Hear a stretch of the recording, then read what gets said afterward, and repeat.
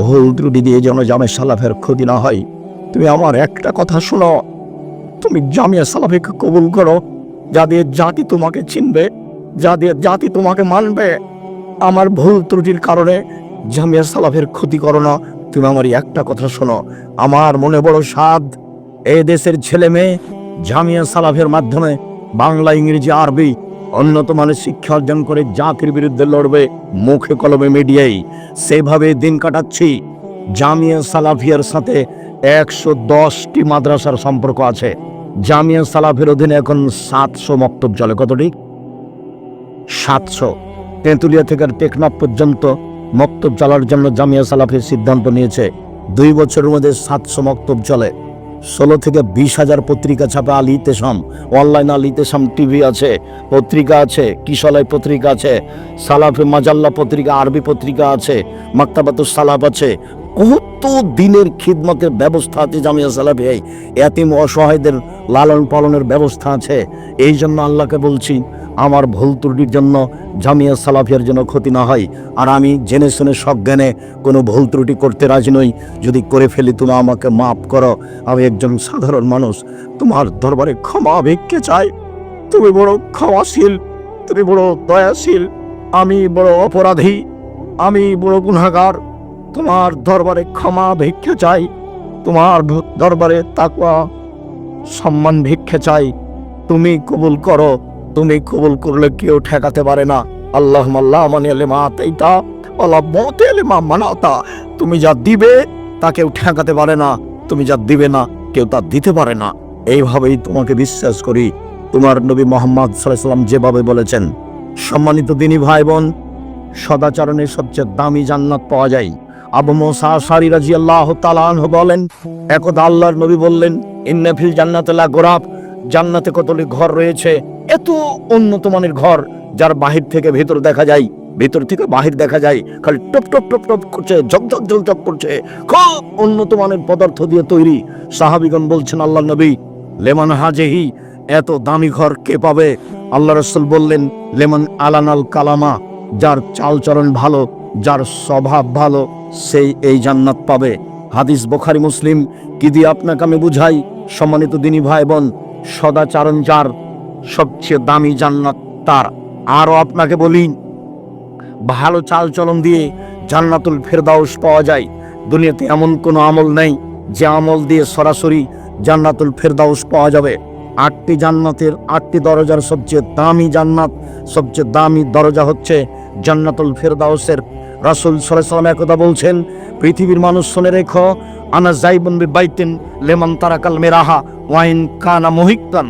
কেউ যদি তর্ক ছেড়ে দেয় সত্য হলেও, এই টিস্যুটা দিয়ে তো, কেউ যদি তর্ক ছেড়ে দেয় সত্য হলেও, হ্যাঁ আব্দুর রাজ্জাক সাহেব এটা বলেছেন, আরে না এটা বলেছেন, আরে না এটা বলেছেন, তখন যদি আপনি বলতে পারেন, আসসালামু আলাইকুম, আমি গেলাম, আমি আপনার সাথে তর্ক করতে রাজি নই। মুহাম্মদ সাল্লাল্লাহু আলাইহি সাল্লাম বলেন, যে ব্যক্তি সত্য হলেও তর্ক ছেড়ে দিবে, আমি মুহাম্মদ সাল্লাল্লাহু আলাইহি সাল্লাম তাকে একটা জান্নাতে ঘর নিয়ে দিব। তিনি বলেন, পৃথিবীর মানুষ শুনে রেখো, অবে বাইতিন রাবাজিল জান্নাহ লেমান তারাকাল কিসবা ওয়া ইন কানা মাজেহা। মজাক করে হলেও যদি কেউ মিথ্যে না বলে, মজাক করে হলেও যদি কেউ মিথ্যে না বলে, আমি মুহাম্মদ সাল্লাল্লাহু আলাইহি সাল্লাম তাকে জান্নাতে একটা ঘর নিয়ে দিব। তিনি বললেন, পৃথিবীর মানুষ শুনে রেখো, ওয়া আলাল জান্নাহ লিমান হাসানা খুলুকাহু, যে তার চালচলনকে ভালো করলো, যার স্বভাব ভালো, যার সদাচরণ রয়েছে, আমি মুহাম্মদ সাল্লাল্লাহু আলাইহি সাল্লাম তাকে জান্নাতুল ফেরদাউস নিয়ে দেব। সম্মানিত দিনী ভাই বোন, জান্নাতুল ফেরদাউস পাওয়া যাবে এমন কোনো আমল দুনিয়াতে নেই। তা সালাত হোক, তা হজ হোক, তা যাকাত হোক, তা তাহাজ্জুদ হোক, তা তাসবিহ তাহলিল জিকির আজকার হোক, এমন কোনো ইবাদত নেই যার বিনিময়ে সরাসরি জান্নাতুল ফেরদাউস পাওয়া যেতে পারে। একটাই ইবাদত, তা হচ্ছে সদাচরণ। সদাচরণ দিয়ে আপনি জান্নাতুল ফেরদাউস পাবেন। আবু হুরায়রা রাদিয়াল্লাহু তাআলা আনহু বলেন, রাসূল সাল্লাল্লাহু আলাইহি সাল্লাম বলেছেন, পৃথিবীর মানুষ শুনে রেখো, জান্নাতুল ফেরদাউস সদাচরণ দিয়ে বড় বড় 2টি নেকি একসাথে হয়। পৃথিবীর মানুষ শুনে রেখো, সদাচরণ দিয়ে বড় বড় 2টি নেকি একসাথে হয়। এক, নিয়মিত তাহাজ্জুদ পড়লে যত নেকি হয়, সদাচরণ দিয়ে তত নেকি হয়। 2, নিয়মিত নফল সিয়াম রোজা থেকে যত নেকি হয়, সদাচরণ দিয়ে তত নেকি হয়। প্রত্যেক দিন নিয়মিত রাতে তাহাজ্জুদ পড়েন, এই তাহাজ্জুদ দিয়ে যত নেকি, ভালো চাল চলনে তত নেকি। 2, বৃহস্পতিবার সোমবার সিয়াম থাকেন, প্রতি মাসে 3 দিন রোজা থাকেন, মুহররমের 2 দিন রোজা থাকেন, আরাফার 1 দিন রোজা থাকেন, শাওয়ালের 7 দিন 6 দিন রোজা থাকেন, যুলহিজ্জার 9 দিন রোজা থাকেন, প্রতি মাসে 3 দিন রোজা থাকেন। এত রোজা থেকে যত নেকি হয়, সদাচরণে তত নেকি হয়। একসাথে 2টি আমলের নেকি সদাচরণে হয়। 2, রাসূল সাল্লাল্লাহু আলাইহি সাল্লাম বলেন, সদাচরণ দিয়ে একসাথে 3টি আমলের নেকি হয়। 1, আল্লাহর পথে জিহাদ করে যত নেকি হয়। 2, তাহাজ্জুদ পড়ে যত নেকি হয়। 3, নিয়মিত সিয়াম থেকে যত নেকি হয়। 3টে আমলে যত নেকি হয়, সদাচরণে তত নেকি হয়। কি দিয়ে বুঝায় আপনাকে আমি সদাচরণ কাকে বলে?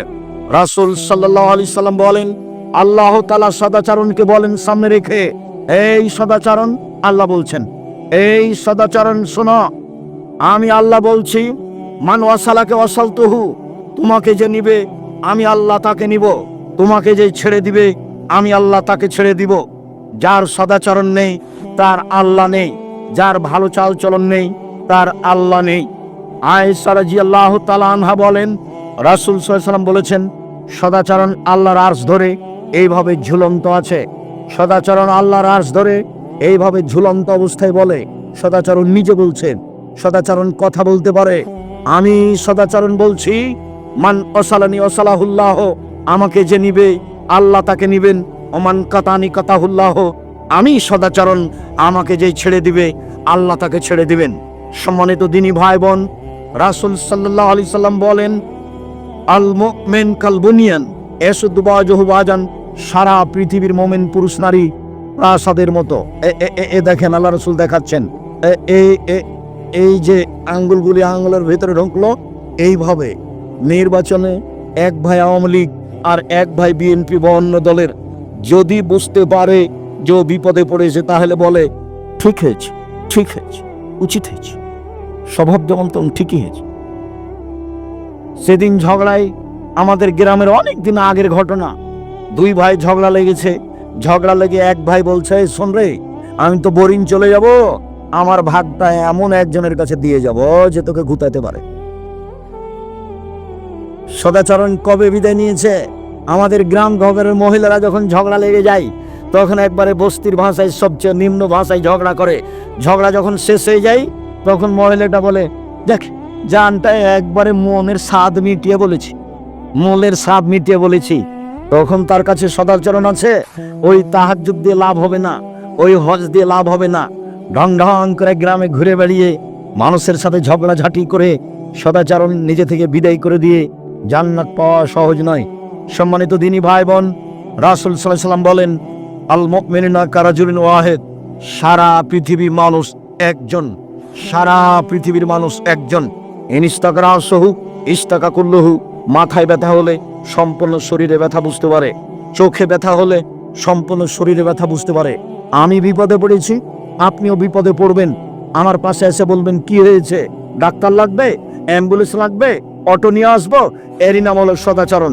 আপনি যদি বলেন ঠিক হয়েছে, আবার যদি খুশি হয়ে গরু জবাই করেন, তাহলে তো আরো উল্টা কথা হয়ে গেল। আমার চোখের সামনে একজন পরাজয় হয়েছে, তার একজন গরু জবাই করলে, এটা আমার চোখের সামনের ঘটনা। কবে সদাচরণ বিদায় নিয়েছে?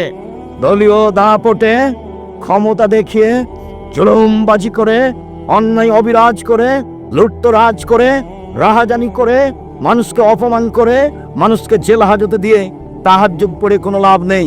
সম্মানিত দিনী ভাই বোন, আলোচনা লম্বা ছিল, আজকের জন্য এই পর্যন্ত বলে বলছি, সম্মানিত দিনী ভাই বোন, আপনি দাপট দেখিয়ে মানুষকে অপমান করে, মানুষকে খাটো করে তাহাজ্জুদ পড়ে জান্নাত কিনার হিসাব করিয়েন না। এই ছেলে শোনো, তোমাকে বলছি, আজকে সিদ্ধান্ত নাও, কোনোদিন প্রতিশোধ নেব না কারো, যা হবে হবে। কোনোদিন কারো বদনাম করবো না, যা হবে হবে। একটু সিদ্ধান্ত নেও না। আমাকে জিজ্ঞাসা করো, আমি তো বেঁচে আছি, বিশ্বাস করো, আমি কোনোদিন কারো ব্যাপারে কোনো কথা বলি না। আমি তো বেঁচে আছি, কোনো সমস্যা আমি বুঝতে পারি না। বরং মনে হচ্ছে যে খুব ভালো পথে আছে এবং ভালো অবস্থায় আছি। সম্মানিত দিনী ভাই বোন, সকল দিনী ভাই বোনকে সদাচরণের উপরে বিস্তারিত আলোচনা টিভি থেকে, ইউটিউব থেকে নিয়ে দেখার জন্য অনুরোধ জানিয়ে যেসব বই পুস্তকগুলি আমাদের আছে সেগুলি সংগ্রহ করার অনুরোধ জানাচ্ছি। বিশেষভাবে উপদেশ বই, বিশেষভাবে আব্দুল্লাহর এই বই যেটা বলে গেল আল্লাহর পথে যাত্রা। সকল দিনী ভাই বোনকে আমি আমাদের আলোচনাগুলি মেনে যেটা সত্য সেটাকে মূল্যায়ন করার অনুরোধ জানিয়ে, আন্তরিকভাবে অনুরোধ জানিয়ে সকলের জন্য দোয়া কামনা করি। কয়েকটা জিজ্ঞাসা। হ্যাঁ, পড়ো। সালাম। এই লাইনটা কিন্তু লাইনতে হ্যালো, কয়েকটা জিজ্ঞাসা। দেবীনগর নিয়ে আপনাদের চিন্তা ভাবনা কেমন এবং আপনারা কি প্রতি বছর দেবীনগরে আসবে? দেবীনগর জন্মভূমি, দেবীনগরকে ভালোবাসে। কে উল্টা চলে এ ভেবেছেন আমি আব্দুর রাজ্জাক বিন ইউসুফ করতে রাজি নই। কে বিরুদ্ধে আছে, কে হিংসা করে, এই পাতা আমি ছিঁড়ে দিয়েছি, এটা পাতা আমি পড়ি না। আপনারা যোগাযোগ রাখলে সময়ের গতিতে আমি আসবো ইনশাআল্লাহ। নাতিকে ভাই বলা যাবে? নাতিকে, নাতনিকে বুবু, দাদি, ভাই বলাতে কোনো সমস্যা নেই। কেউ যদি বলে থাকে সমস্যা, তাহলে ভুল হয়েছে।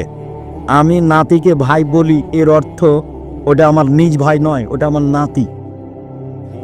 জমিজা আমাকে যদি জিজ্ঞাসা করে আপনার ভাই কয়টা, তা আমি কি আমার নাতির নাম বলবো? তার মানে আমি ওকে নিজ ভাই বলে স্বীকৃতি দিনি, এটা স্নেহ, চলবে, কোনো সমস্যা নেই। দেবুর সলা তাহাজ্জুদের সময় করবে নাকি ঈশার সময়? বেতের সলাৎ তাহাজ্জুদের সময় পড়বে না এশার সময়। যারা রাতে তাহাজ্জুদ পড়তে ইচ্ছুক তারা বেতের তাহাজ্জুদের পরে পড়বে, এটাই চেষ্টা করবে। আর যদি মনটা এলোমেলো থাকে, উঠবো কি উঠবো না, ঠিক নাই, উঠবো কি উঠবো না, তাহলে এশার সলাতের পরে বেতের পড়ে নেবে।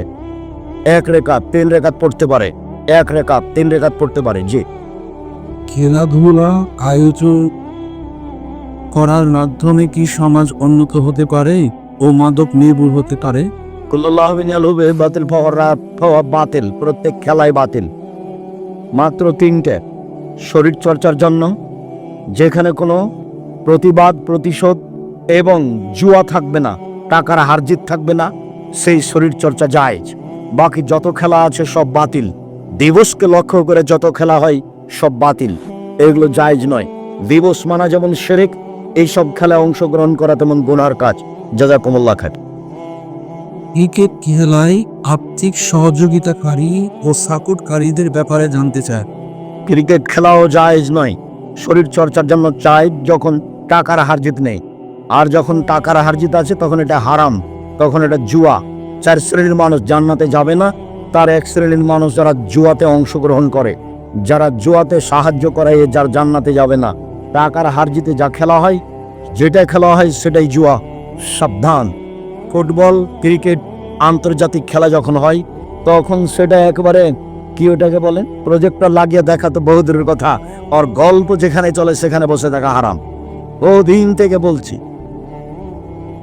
3 শ্রেণীর মানুষ পাপী, বড় পাপী। তার 1 শ্রেণীর মানুষ কেউ যদি কাউকে বলে আসে জুয়া খেলেনি, খালি বলেছে আসো খেলি, তাহলে তাকে কাফারা দিতে হবে। 10 জন ফকিরকে 100 কেজি করে চাউল দিতে হবে। খেলেনি, খালি বলেছে আসো খেলি, খালি বলেছে, এই জন্য 10 জন ফকিরকে 100 কেজি করে চাউল দিতে হবে, তার নাম জুয়া। সাবধান। আমার জন্মভূমি এটা, তোমরা ছেলেরা খুব সতর্ক থাকো। খারাপটা খারাপই, মোবাইলের ভালোটা নিও না। মোবাইল বাদ দিয়ে ভালো করে পড়াশোনা করো, খুব শক্তভাবে পড়াশোনা করো। আমি তো রাত 2টায় ঘুমাবো, 9টার সময় বাবুর্চি দরজা বন্ধ করে শুয়ে গেল, তখন আমি ভাবছি আরে সুবহানাল্লাহ, 9টায় ঘুমিয়ে যাওয়া যে কত সুবিধা, কত যে স্বাদ। এখনো রাত 2টা না বাজলে আমি ঘুমাবো না, এটা খুব ত্যাগ ছিল ছাত্র জীবনে। রাত 2টা বাজবে তখন ঘুমাবো। চেষ্টা চালাতে কম করিনি, আমাদের মেধা দুর্বল তো, সেই জন্য ছেঁচড়া মেচড়া করে আছে। চলো। আমি একজন স্কুল পড়ুয়া শিক্ষার্থী। আমার জাতীয় সঙ্গীত না গাইলে আমাদের বাধ্যতা করি। আমি জানি জাতীয় সঙ্গীত গাওয়া শরীফ, এখন আমার করণীয় কি? জাতীয় সঙ্গীত শিরক। ঠাকুর বাঙালিদের শত্রু, ঠাকুর মুসলমানের শত্রু, ঠাকুর জাতির শত্রু, ঠাকুর ঢাকা বিশ্ববিদ্যালয়ের শত্রু। ঠাকুর ভারত, বাংলাদেশ, পাকিস্তানের মুসলমান যখন ইংরেজদের হাতে নির্যাতিত, তখন ঠাকুর লন্ডনে মুচপা খায়। সেই ঠাকুরের গান সেরেকি কিনা আমার ছেলে মেয়ে বলবে, এটা অসম্ভব হতে পারে না। আমার দেহের স্বাস্থ্যকালীন আমি ঠাকুরের গান মানবো না, মানিনি। ছেলে মেয়েকে বলতে দিনি, দিব না, দেখি কতদিন ঠিক থাকতে পারি। এটা হতে পারে না। ঠাকুর বলে, ও কালিমা তোমার আকাশ, ও কালিমা তোমার বাতাস। আমি বলেছি ঠাকুরের বাবার আকাশ, আজ থেকে আমি 30 বছর আগে বলেছি। তাই সিলেট কোর্টে আমার নামে আমার বিরুদ্ধে মামলা হলো মানহানির। 5,000 কোটি টাকা মানহানির মামলা, 5,000 কোটি টাকা। আব্দুর রাজ্জাক বিন ইউসুফ ঠাকুরের নিন্দা করেছে। আমি কাঠগড়ায় দাঁড়ালাম, জজ আমাকে বলল, আব্দুর রাজ্জাক সাহেব, আপনি কি পিস টিভির আলোচক? আমি বললাম জি। জজ আমাকে বললেন, আপনার মামলা খারিজ করে দিলাম।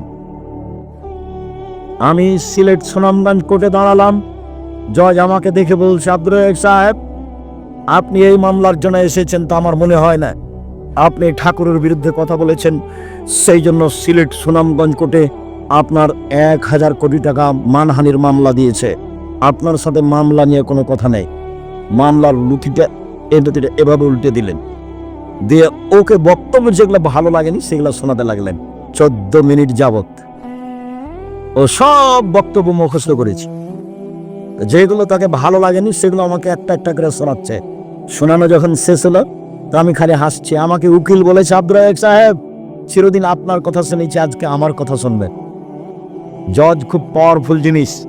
আপনি কোনটা বলতে যাবেন মন খারাপ হয়ে যাবে, তখন যেটা বলবে সেটাই হবে। আমার একটা কথা মানবেন, আজকে মুখ খুলবেন না। আরে ঠিক আছে, তাই হলো। আজকে মুখ খোলা হবে না। জজ বলল যে, এই আপনার জামিন মঞ্জুর করা হলো, আব্দুর রাজ্জাক সাহেবের সাথে আপনারা কেউ কথা বলবেন না, মানে কেউ যেন আশেপাশে না আসে, হইচই না করে। উনি বললেন, এটাই ছিল সিলেট কোর্টের ঘটনা, ওটাই ছিল সিলেট সুনামগঞ্জ কোর্টের ঘটনা। আমি শক্ত হাতে কথা বলে পরিবেশ আমার কোনোদিন দুর্বল দেখিনি, ভালো ছাড়া। আমি ঠাকুরের গান কোনোদিন মানিনি, এখনো মানছি না, কোনোদিন মানবো না। যারা বলে তারা মুশরিক, যারা সমর্থন জানে তারা মুশরিক। আপনি কি বিদ্যা অর্জন করছেন, আপনার ছেলে মেয়ে কি অর্জন করছে, তা আমার বুঝতে বাকি নেই। এগুলো ভুল সিদ্ধান্ত। আপনারা স্বামী স্ত্রী খুব প্রশংসা করলেন, আমার ছেলের মেধা ভালো, গোল্ডেন পেয়েছে, আমার ছেলে এই পেয়েছে। ম্যাট্রিক পরীক্ষার সময় 3 জন মাস্টার ছিল। তারপর বিশ্ববিদ্যালয়ে ভর্তি হওয়ার জন্য সাবজেক্ট প্রতি একটা করে দিয়েছেন প্রাইভেট মাস্টার। বিশ্ববিদ্যালয়ে ভর্তি হয়েছে, বুয়েটে রুয়েটে ভর্তি হয়েছে, বিদেশ থেকে বড় ডাক্তার হয়ে এসেছে। এরপরে ও ওই কোম্পানির ওষুধ লিখেছে যেই কোম্পানি তাকে টাকা দিয়েছে। এখন আপনার টাকা লস না লাভ? আমি বাংলাদেশের বিদেশের যে কোনো জায়গাতে যে বলছি, চাঁপাইনবাবগঞ্জের ভাষাতে আপনাদের স্বামী স্ত্রী এবং ছেলের অবস্থা আমও গেল, ছালাও গেল, কাঁদতে কাঁদতে চোখও গেল। বলেছে এটা চাঁপাইনবাবগঞ্জের ভাষা আপনাদের শোনালাম। আর যদি চাঁপাইনবাবগঞ্জের ভাষা বুঝতে না পারেন, তাহলে আপনার ছেলে 3টে পরীক্ষা দিলেই হতো, 5টা পরীক্ষা দিল কেন? ও তো জানে 5টা পরীক্ষা লাগবে না, ও দিল কেন? ও ডাক্তার মানে প্রতারক সবাই নয়, ও ইঞ্জিনিয়ার মানে ও চোর, ওরা টাকা চুরি করে। বলেন আপনারা দুজন কি করলেন? পয়সাপাতি খরচ করে দেবীনগরের মেধাবী ছেলে, খুব ভালো চাকরি করে, অনেক টাকা বেতন পায়। মা চাচিরা বলল আজকে আমাদের ছেলে আসবে, খুব খুশি। গ্রামের মা চাচি আসলো আমাদের গ্রামে, গাড়ি থেকে নামলো, দেখলাম প্যান্টটা টাকনুর নিচে আছে, দাড়ি চাচা আছে, গলায় টাই আছে, হাতে সিগারেট আছে। এই সময় ছেলেটা গাড়ি থেকে নামলো। একটু পরে দেখলাম বৌমা গাড়ি থেকে নামলো, গায়ে হালকা হালকা কাপড় আছে। একটু পরে নাতনি পুতিন গাড়ি থেকে নামলো, দেখলাম গায়ে তেমন গায়ে কাপড় নেই। দেখি গাড়ির পিছন দিকে কুকুর আছে। বলেন এখন আপনাদের স্বামী স্ত্রী, আপনার ছেলের 3 জনের অবস্থা হলো। ওই সেই কালে একটা পদ্য পড়েননি, এই মাঝি বাবু বলছে, চাঁদ কেন বাড়ে কমে রে? আমি এগুলো জানি, দেখি তোর জীবন চারায় নাই মিছে। এই মাঝি এই হয় কেন রে? আমি কি ওগুলো জানি, দেখি তোর জীবন আটা নাই মিছে। এই মাঝি এগুলো কি বলতে পারিস? আমি কি ওইসব জানি, দেখি তোর জীবন 12 আনায় মিছে। একটু পরে বাতাস উঠেছে, নৌকা হিলে উঠেছে। মাঝি বলছে, বাবু সাঁতার জানো বাবু? তখন মাঝি বলছে, বাবু বলছে, না রে মাঝি না, আমি তো সাঁতার জানি না। এখন মাঝি বলছে, এখন দেখি তোর জীবন 16 আনায় মিছে। আপনাদের স্বামী স্ত্রী এবং বেটা 3 জনের জীবন 16 আনায় মিছে।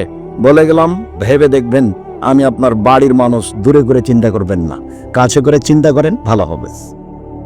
আমি আপনার সাথে বসতে চাই, উঠতে চাই, কথা বলতে চাই, সরিষার সমপরাণ আপনাকে এড়িয়ে আমি চলতে চাই না বলে আসছি লম্বা সময় ধরে, একই কথা বলে আসছে। সুদের টাকায় ধর্মীয় প্রতিষ্ঠান চালানো যাবে কি?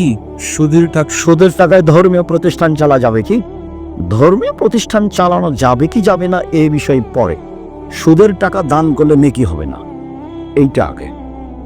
সুদের টাকা দিয়ে দিয়ে বললে তাতে পড়াশোনা করা যাবে না, এগুলো কথা নয়, এগুলো চলবে, কিন্তু সুদের টাকা দিয়ে দান করে ও নেকি পাবে না, এটা তাকে মাথায় রাখতে হবে। আর এরকম টাকা হলে মসজিদে যেন লাগানো না হয়। যদিও বুঝতে পারে সেক্রেটারির সভাপতি যেটা সুদের টাকা, তাহলে উনি যেন মসজিদে না লাগান, এইটা সেক্রেটারির সভাপতিকে সতর্কবাণী। এছাড়া মাদ্রাসা, মক্তব, টয়লেট এগুলোতে যদি কেউ দিয়ে দেয়, কাজে লাগিয়ে দিবে, যিনি দিয়েছেন তিনি নেকি পাবেন না। চলো। হোমিও ওষুধে অ্যালকোহল আছে, হোমিও ওষুধ খেলে ওজন থেকে যাবে কি? হোমিও ওষুধে অ্যালকোহল আছে, এটা ধ্রুব সত্য, আমরা বলে আসছি, কিন্তু আমরা একাধিক বিবরণ পেশ করে বলেছি, যখন ওই হোমিওর ওই তরল পদার্থটা দিয়ে অন্য কিছু মিশিয়ে দেওয়া হয় তাতে, তখন এটা নিজস্ব ক্ষমতা রাখে না, যার কারণে হোমিও চিকিৎসা নেওয়া যায়। উত্তম হলো অ্যালোপ্যাথিক চিকিৎসা, তবে এটা নাজায়েজ নয়। আমরা নাজায়ের যে দিকে যাইনি, কেননা ওটাকে যখন অন্য কিছুর সাথে মিলিয়ে দেওয়া হয় তখন তার নিজস্ব ক্ষমতা রাখে না। চলো। মৃত ব্যক্তি জানাজার নামাজের পর লাশ নিয়ে যাওয়ার আগে মাটি দেওয়ার জন্য সিরিয়াল নেওয়া যাবে কি? মাটি দেওয়ার জন্য সিরিয়াল আবার কি? যারা বয়স্ক মানুষ তাদেরকে আগে দিতে পারে, ছেলেরা এটা করতে পারে, কিন্তু নীতিগতভাবে সিরিয়াল হতে হবে, এটা নাজায়েজ, হারাম।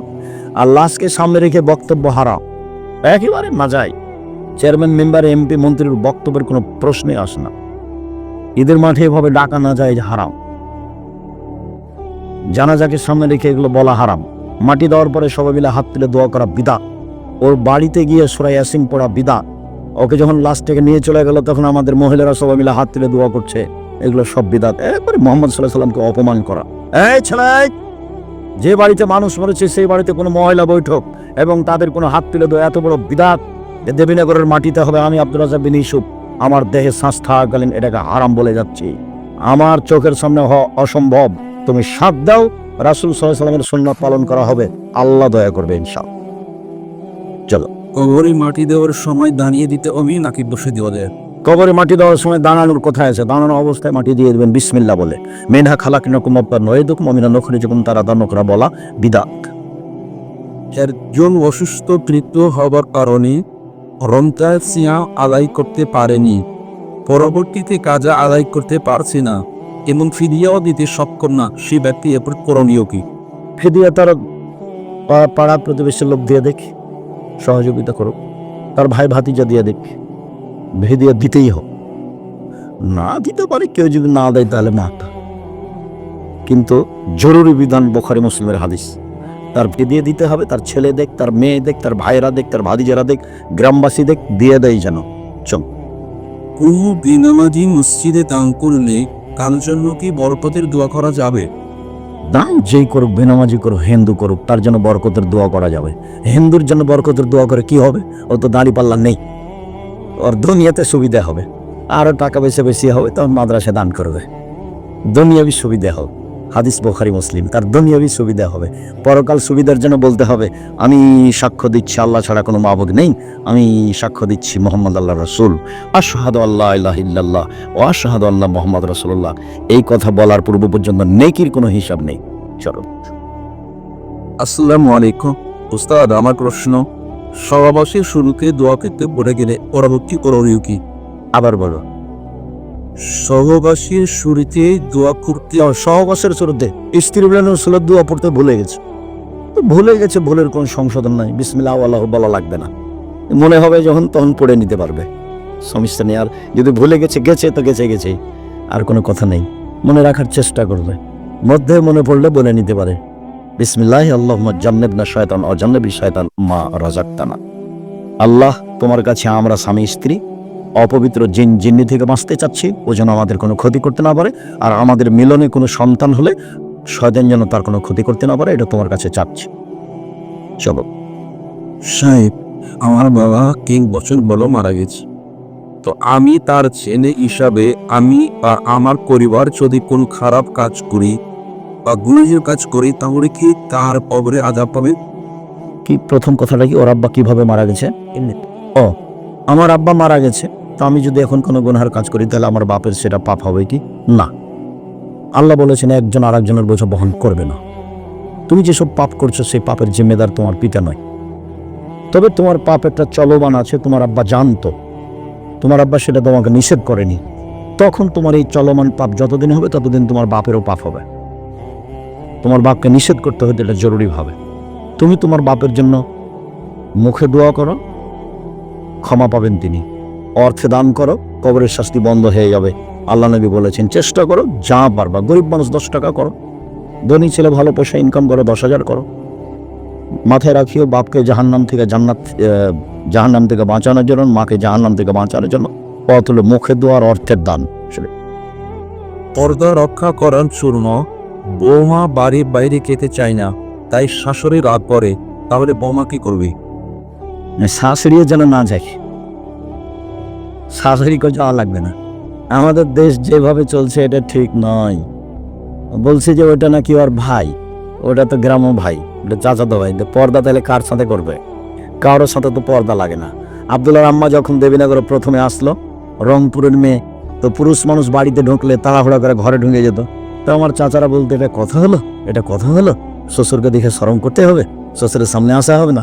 সবাই নিন্দা করলো, কিছুদিন করার পরে ছুটে গেছে, ওটা আর নেই।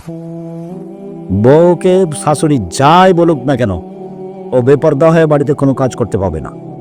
পর্দা বজায় রেখে করার চেষ্টা করবে, শ্বশুর শাশুড়িকে মূল্যায়ন করবে, ও বাপ মার স্থানে। চলো। মৃত ব্যক্তিকে চুমু খাওয়া যাবে কি? হ্যাঁ, মৃত ব্যক্তিকে চুমা দেওয়া যাবে। জি, বুখারী মুসলিমের হাদিস। আবু বকর সিদ্দিক রাদিয়াল্লাহু আনহু আর আল্লাহ রাসূলকে চুমা দিলেন। মৃত ব্যক্তিকে চুমা দেওয়া যাবে, ওর মাকে, ওর ছেলেরা, ওর স্বামী চুমা দিতে পারবে, কোনো সমস্যা নেই। ওর নিজ ভাইয়েরা কপালে, গালে যেভাবে চুমা দিতে পারবে, সমস্যা নেই। জি, বুখারী মুসলিমের হাদিস। চলো। মুসলিম ব্যক্তিকে হাত নাড়িয়ে সাদকা দেওয়া হয়, এতে হাদিসের মতামত জানতে চাও? কি মুসলিম ব্যক্তিকে হাতে নাড়িয়ে সাদকা দেওয়া হয়। ও না, এটা মনে হয় এর শিরক হবে। ওই একটা খাসি নিয়ে এসছে, যান মরে, যান যায় মরে না, তখন বলে যে ওটা গায়ে হাত দিয়ে একটু হাতটা নাড়িয়ে নেই, দিয়ে বলে যে আল্লাহ আমার মায়ের দমরা যেন এখনই চলে যায়, বা মহিলা পুরুষ কিছু বলে, এগুলো শিরক, এগুলো কুসংস্কার, এটা করা হবে না। চলো। বাড়ির সামনে মসজিদ, আমরা কি বাড়িতে মসজিদের জামাতের সাথে নামাজ করতে পারবো? বাড়ির সামনে মসজিদেই যেতে হবে, জামাতেই যেতে হবে জরুরি। তবে যদি জামাত সন্ধ্যে সূর্য ডুবার সময় হয় তাহলে বাড়িতে করে নিও। যদি জামাতটা একবারে সূর্য উঠবে ফজরের জামাত, আমার মাঝাবে বাইরে যেমন করছে, এরকম যদি হয় তাহলে বাড়িতে পড়ে নিন। তাছাড়া জামাতেই যেতে হবে, যেতেই হবে। বাড়ির মধ্যে সতক্ষণ বিড়াল থাকে এবং রাতে বিছানার লেপের ভিতর শুয়ে থাকে, ওই বাড়িতে নামাজ হবে? বাড়িতে নামাজ হবে, বিড়ালের কারণে নামাজ হবে না এরকম কোনো হাদিস নাই। বিড়াল মানুষের পাশেই থাকে, রুচি হলে থাক, রুচি না হলে বাইরে বের করে দেন। আটকে রেখে, বেঁধে রেখে মারিয়েন না, অন্য জায়গাতে রেখে চলে আসিয়েন। বিড়াল মারা নিষেধ।